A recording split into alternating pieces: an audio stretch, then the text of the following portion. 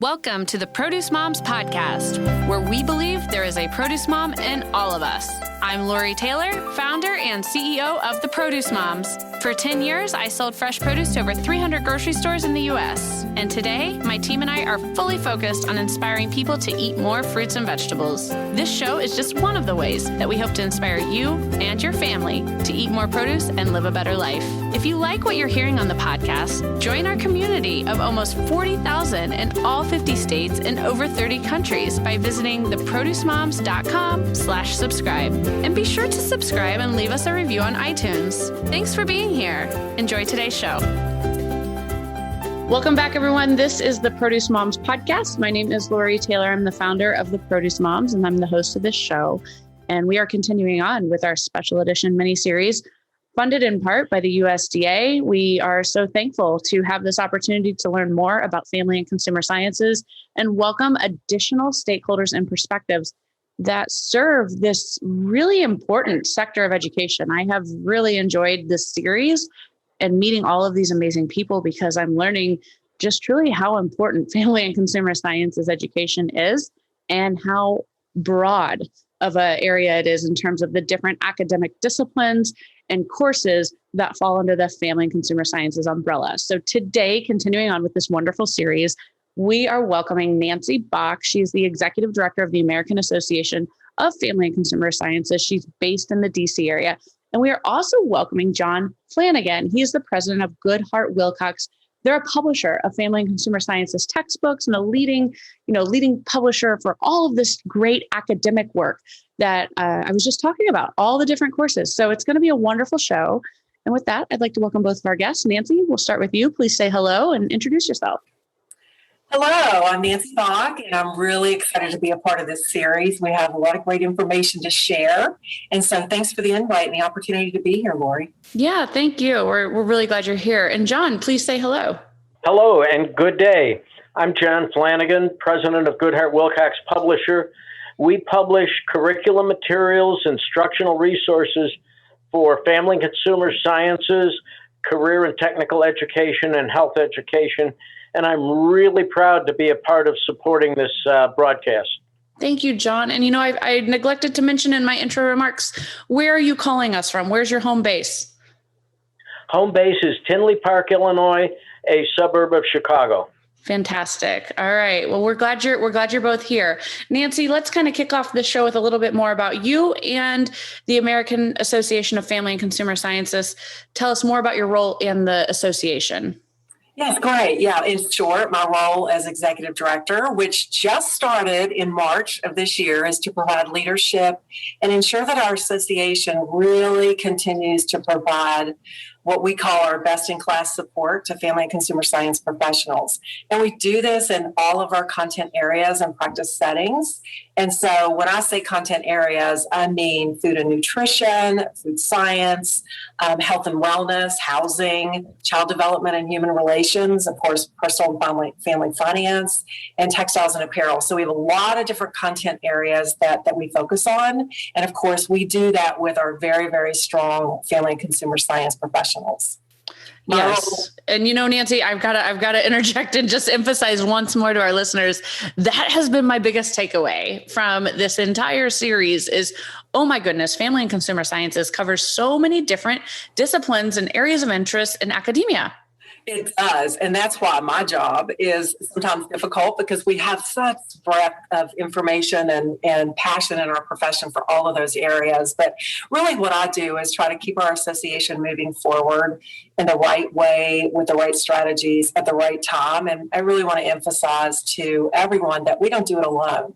We really do work hand in hand with our AAFCS members and our partners like John. And we've been doing this since 1926. Wow. And that's a long time ago. And we all know what's changed of recent. And there have been a lot of changes as we think about, our current norm, our new norm, our next norm, or whatever's thrown at us. But one thing for sure in our profession at the American Association of Family and Consumer Sciences is that we have a driving force to make things better for individuals, families, and communities. So that's what we're most excited about. That's fantastic. And how do you feel like your association, the American Association of Family and Consumer Sciences, is integrated and supportive of the whole purpose of this USDA grant and the process of making sure that educators and stakeholders within family and consumer sciences feel supported from end to end with their journey, from deciding to join the field to the moment that they actually get placed with a job? Well, I'll tell you, from the moment we heard about the grant a few years ago, AAFCS jumped in. I would probably say head and feet first to support this national effort, because we just saw such a critical need for all of us to come together to help future-proof our profession.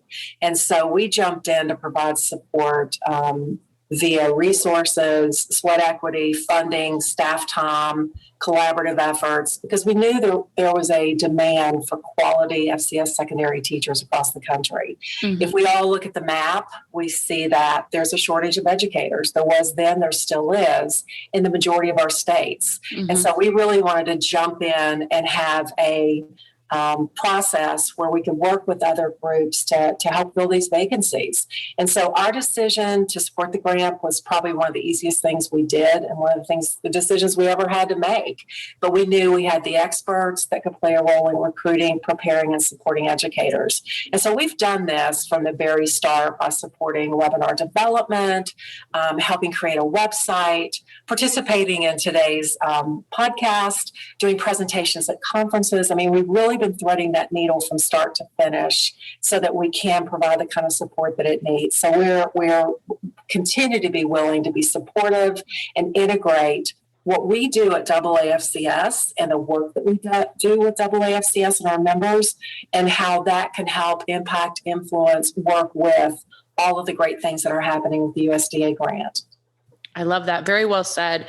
And the term that you spoke that I wrote here in my notebook, future proof, that came out of your mouth, but oh my gosh, future proof. That's exactly what you just explained. And truthfully, for anyone who's been following this series, this field is very, very well poised for the future. There is such an incredible amount of support for anyone that's considering a career in family and consumer sciences. And John, with that, I'd like to bring you on to share a little bit more about Goodheart Willcox Publishing. And most importantly, how do you work with the educators in the family and consumer sciences realm? We work with educators in a partnership. We identify what the needs are, and they're ever changing, ever evolving. Family and consumer sciences used to be known as home economics. We joined in this field in 1977, and we've been able to change from sewing and cooking to the new interest areas that family and consumer sciences serve now. We work closely with educators. They can see over the horizon, and they have a very good idea of what society needs in future challenges. And this group of educators were well prepared when the pandemic hit and everyone worked at home. They had to balance life and work. They had to prepare their own meals. They had to get along with one another. And we're passionate about supplying the curriculum resources that help solve today's problems so tomorrow's future looks brighter.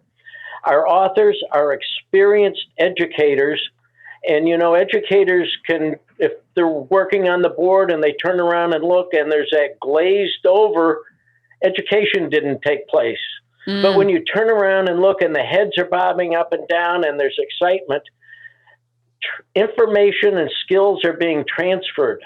We support that magic of education by providing a wide range of resources that educators can use to advance young people into tomorrow's careers and life. I hope that explains it. We're excited about it. We're passionate about it. And we fully support where this field is going. Yeah, thank you. No, it was a beautiful and passionate explanation. I have a big smile on my face, John. So that's wonderful. And any specific ways that your company supports family and consumer sciences teachers and teacher educators that you'd like to call out at this time? Well, we do everything we can to support the teachers and their students. We attend all the conferences, state and national. We sponsor ads in the journal so that that's a viable way of communicating research. We sponsor the Teacher of the Year for the AAFCS and Advisor of the Year for FCCLA. And this is so inspirational at a general session when there's a description of everything these outstanding teachers have done and achieved. It gets everyone else involved in the room and sets the bar. I can do that. We have served on university advisory committees. We sponsor a lot of student organizations and awards. We support all the content areas from early childhood education and teacher training to financial literacy, nutrition, food and culinary, human services, interpersonal relationships. And these are the curriculum areas that served everyone so well during the pandemic. And it can be the solution to going forward and building a better future for society and families. Mm. Yep, very much so. Again, I love your passion. And gosh, as John's speaking, you can tell that he certainly views family and consumer sciences success as the Goodheart-Willcox success. And it's pretty easy to connect the dots between each of these organizations needs one another. So I applaud the team working on this grant that helped bring in your voice and perspective, because it's really wonderful. And I love that you mentioned sponsoring some of the educational journals too. I mean, that's awesome. In the field of agriculture, which is where I'm rooted, sometimes you don't really realize how important those journals are. But I mean, I read my trade journals on a daily basis, and wouldn't be possible without those sponsors. So thank you for sharing, John. Nancy, I'd like to bring the show back to you now and talk a little bit more about the association. So how does the American Association of Family and Consumer Sciences help the family and consumer sciences community? How do you provide support for these educators? Well, gosh, we do it in so many different ways. And I'm so glad that John mentioned the journals, because that is one significant way we support our FCS community. We have two different journals. We have a research journal, and then we have our other journal that has lots of other information in it. And so we kind of look at it from a standpoint of we try every way we can to be sure that we're meeting the needs of what the community wants. And so we're constantly talking to our members, our professionals, asking them what they need. So it was easy to know that, recently we transitioned from a printed journal to a online journal. So we do those kinds of things. But really and truly, when I think about how we help our community, even though we do it in so many different ways, there's probably just a few words that come to mind. And this is real big picture, but the way we support is to collaborate. There's a lot of different FCS organizations that are working together. We all have unique abilities and focus areas, but we come together and we collaborate. And that's so important. We also educate the educators, right? So The educators need to be up on the latest and the greatest research, the practices, transitioning practice to research, research to practice. And we also do a lot of advocating. So on a day in and day out basis, our job is to provide support to these educators in any way we can to help them do the great jobs that they're doing. And I think for us at AAFCS, just like Goodheart-Willcox, we're so passionate about our field. It's really not work, it's a passion. And because we believe as a team at AAFCS, and we care so much about our profession, it's really easy every day to respond to the needs and the requests and the questions that we get at the association level. Mm-hmm. So that all sounds amazing. any specific examples that you can share, or maybe a specific activity that has been, that's an example of these values? Great. So one of the examples is how we provide support for the community in education. And we do that with our virtual professional development events. And these events take place throughout the year. They are free of charge. They're available on demand anywhere, anytime. And teachers can earn professional development units for their participation. And in education, we all know we have to keep our credentials up and moving forward. And so we're really proud that all that we do, we're able to really help those teachers keep those credentials moving forward. One thing that our audience may not know is that the content that we share in our professional development events is crosswalked to the national standards for family and consumer sciences. And so that is something that our teachers really, really appreciate. And they can make that information really even more valuable for what they're doing. Another way that we provide support is that we do advocate, and we're working really hard to help our teachers advocate for themselves, for their programs. And a good example of our work is our new FCS Success Public Awareness Initiative. And so it was developed with our educators to help provide other educators with tools and resources that are ready to use. And that really was all designed and aimed to help others raise their voices and visibility about the profession that they too love. And so the initiative really helped us talk to our teachers about going outside of our circle of FCS supporters so that we could all reach our influencers, our decision makers, our stakeholders.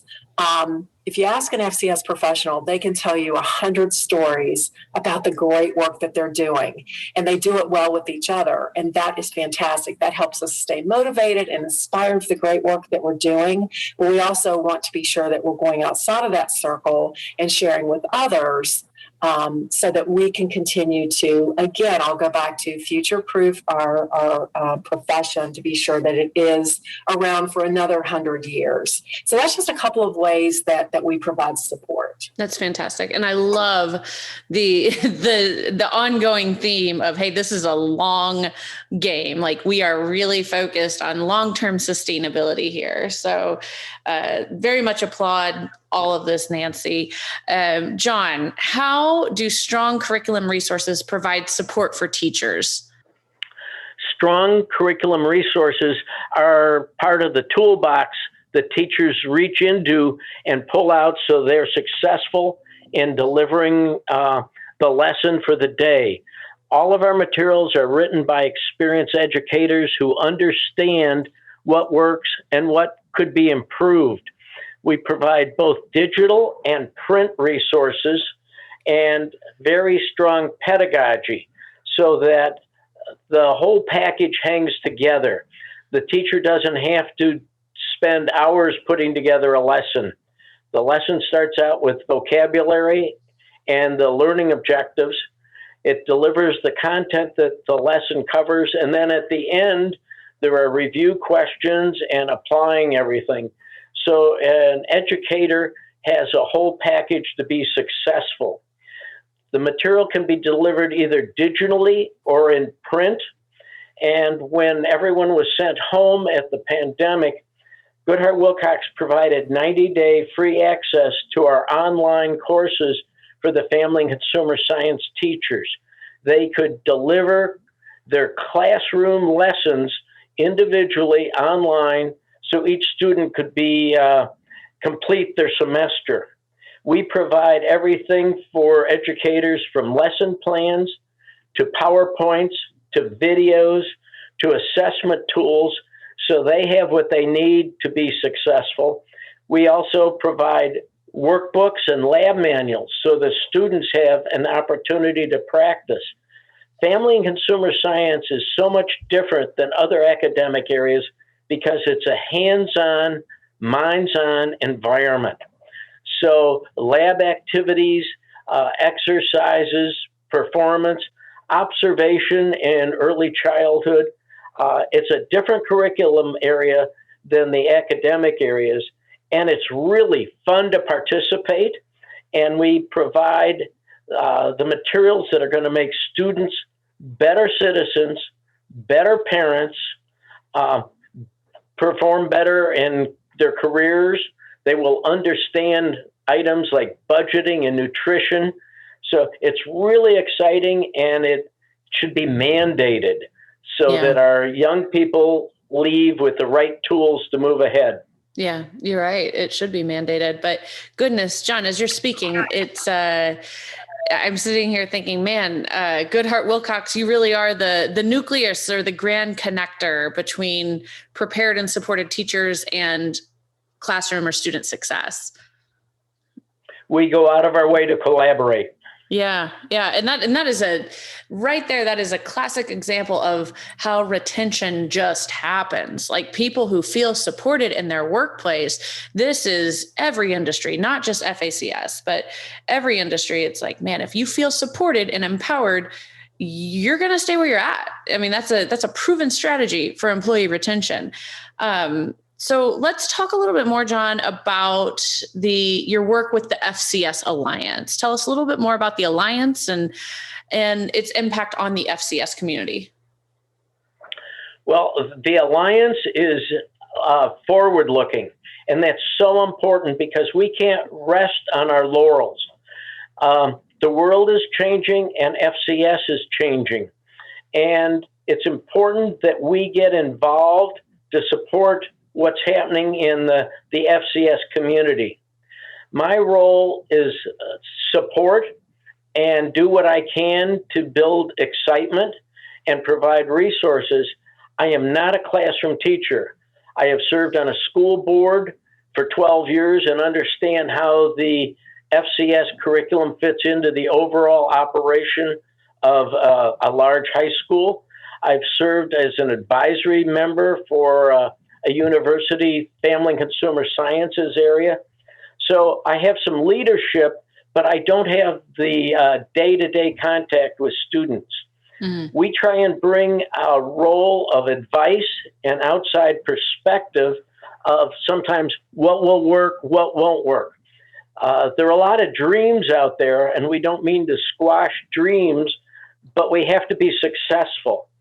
So the Alliance is a creative force that is unifying everyone so that we're talking with one voice and one background.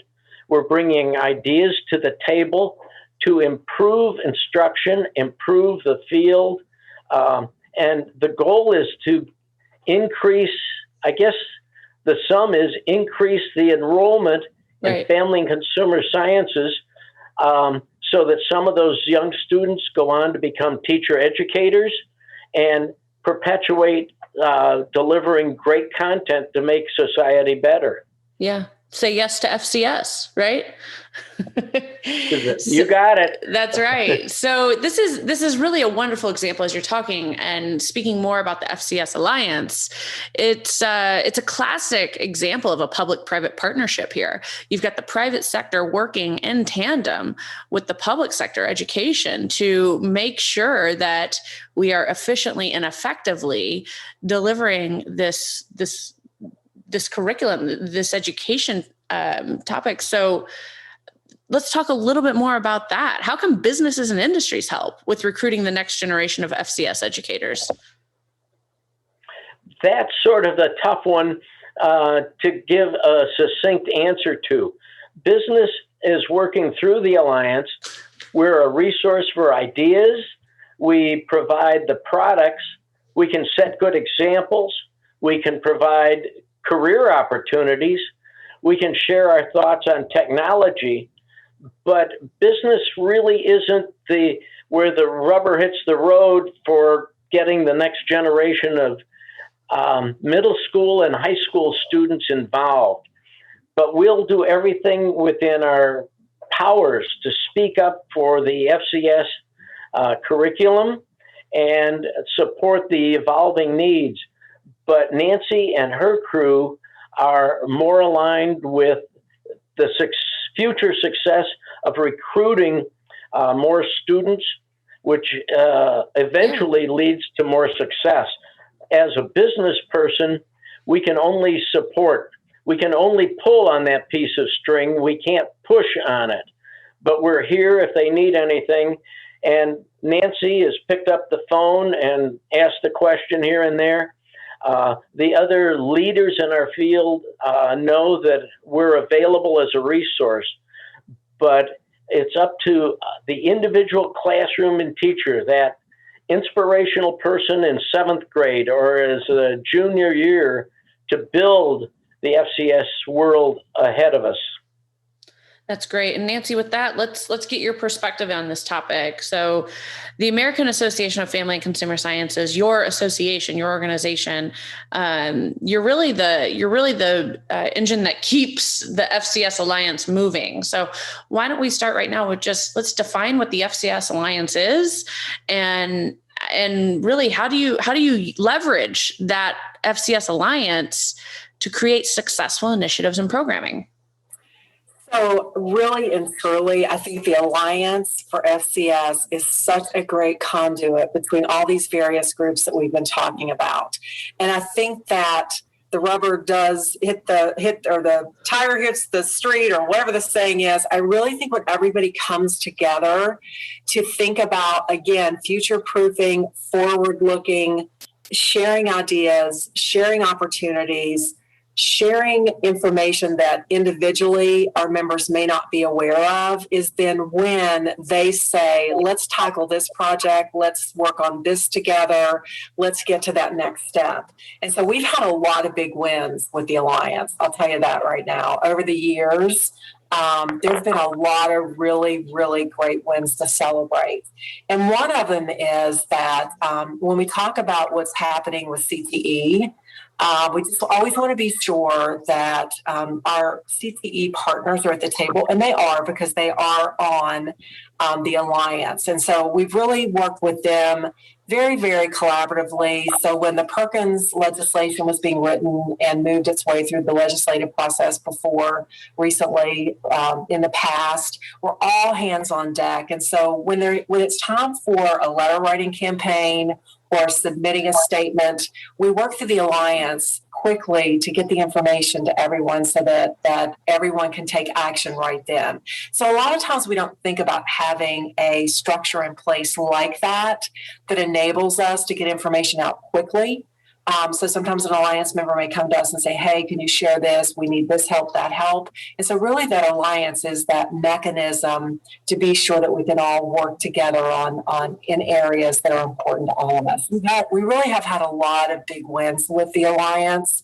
I'll also just say that from a business standpoint, there are so many ways in the past AASCS has worked with businesses. They've been so supportive, as John said, to help us with our Teacher of the Year program. They also have supported our conferences and our ability to do more with less for our, the attendees of our conference. Just recently, we learned that a business would be providing us funding for yet another initiative in the area of financial management that we'll be able to share with our FCS educators. So we do, in every which way we can, pull the business in to unique opportunities to help us help support the FCS professionals in the field. So there's a wide opportunity out there for us all to take advantage, and it really sometimes just starts with a conversation. Lastly, I'll just say that in working with businesses, I'll say honestly from experience, when you bring our FCS students into a boardroom and ask them to speak to CEOs of major companies about family and consumer sciences, they are on fire. Those students bring such passion. And again, with this grant, we want to be sure that we take advantage of those students and their passion, and we right then and there recruit them into our profession, because they may not see it, understand it, think about it. They may want to be something else when they grow up. But when we know that they have such passion and are so enthusiastic, and you have CEOs in the room that say, that's the kind of person I want to hire to be on my team, it's a win-win-win-win for everybody. And it certainly is a win-win for family and consumer sciences. Oh my goodness. Absolutely. That is I have just so enjoyed this episode, both of you. It's been a great episode. So with that, we are closing in on our time, and I want to welcome both Nancy and John for some closing remarks. And I've got one final question that we're going to ask, and I'm going to ask both of them this, and this will be our sign off from the show. So the question is, what is your vision for the partnership for recruiting, preparing, and supporting FCS educators into the future? John, we'll start with you. What is the vision for the future? It's just so many opportunities in front of us to improve the ills of society, the challenges of society. The FCS curriculum area can do a great deal to ameliorate big problems that we see daily in the paper, on TV, and the car radio, wherever you get your news. The skills that FCS teach are hands-on, minds-on, building for the future, and I think the Alliance is going to pull everything together. AAFCS is sort of the quarterback of the project and the hub of the wheel, and they can reach out and coordinate and pull everyone together for a better tomorrow. And I'm just proud to be a part of the solution. Thank you.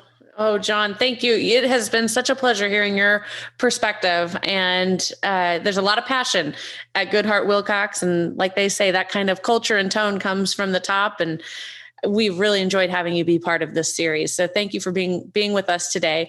And Nancy, I'm going to ask you that same question. You're actually going to be able to sign us off from today's show, but this has been truly a wonderful episode. And Nancy, our closing question, same question that John had. What is your vision for the partnership for recruiting, preparing, and supporting FCS educators into the future? My vision is that when the grant ends, the work does not. We still have an incredible amount of work to do to ensure that we are recruiting family and consumer science professionals into our profession. And when we recruit them, we need to prepare them and we need to support them. So really, we need to own recruitment first, and we need to recruit like there's no tomorrow. I also think that we need to be certain that as we're doing our work, that we ensure that our work is inclusive and that we embrace and respect the value of all of our professionals, wherever they come from, whatever their background is. And I think that we have to take action to ensure that FCS is required in every secondary school in the United States. And I know right now I can tell you that there's a lot of energy behind making this happen. We have the momentum. And as John said, I think our alliance, I think the AAFCS, I think FCCLA, and all of our other partners are ready and have the momentum to make this happen. So thank you so much for the opportunity. And again, I'm going to say, when the grant ends, that does not mean at all that our work ends. And we're very excited to continue to work on behalf of our profession that we all love. Thanks for joining us on this episode of the Produce Moms Podcast. If you or someone you know would like to be a featured guest, just send an email to Lori@theproducemoms.com. We know there is a produce mom in you because there's a produce mom in all of us. Join our community on Facebook and all social platforms. Help us change the way America eats. Thanks again for listening, and we'll see you next time.